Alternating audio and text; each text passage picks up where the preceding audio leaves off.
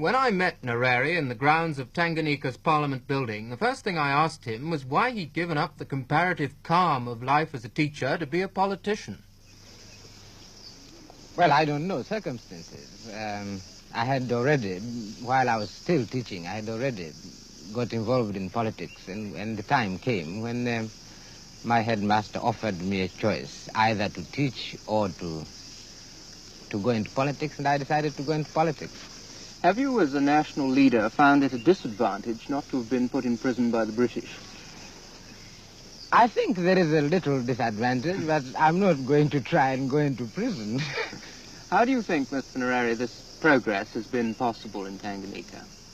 I think there are many circumstances. We lack the difficulties that other countries have. We don't have a very serious racial problem here. We don't have a very serious tribal problem. Our tribes are smaller tribes. They're not the big tribes where you have the problems of, say, Buganda or Ashanti. Our tribes are smaller and therefore easier to integrate. And we have found it much easier here to build a nationalist movement covering all the tribes. What further changes would you like to see in Tanganyika after responsible government? Well, after responsible government, we feel if it is going to be really responsible government, what we want to do is to work to build an economic basis before we take over finally as an independent country. And also we would like to see that we have a minimum number of local people in the civil service before we take over. And those we feel will be really the two main functions of the government during the period between responsible government and independence. Do you think that democracy can really work in a free African state? It depends what one means by democracy. If democracy is the expression of the freedom of the individual, an expression which is a freedom which is seen in all the life, economic, social, and political, then I don't see why it shouldn't happen.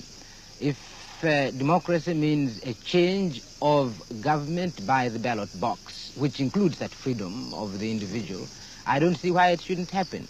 I am quite sure that in fact, Africa is as capable of that kind of democracy as any other country.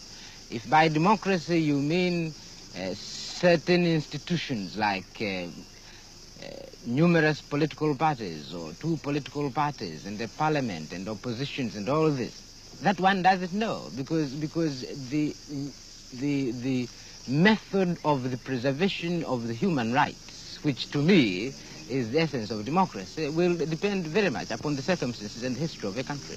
May I ask you, as you are a Roman Catholic, what you feel about the birth rate problem in Africa? Well, first, as a Roman Catholic, I'm opposed to birth control.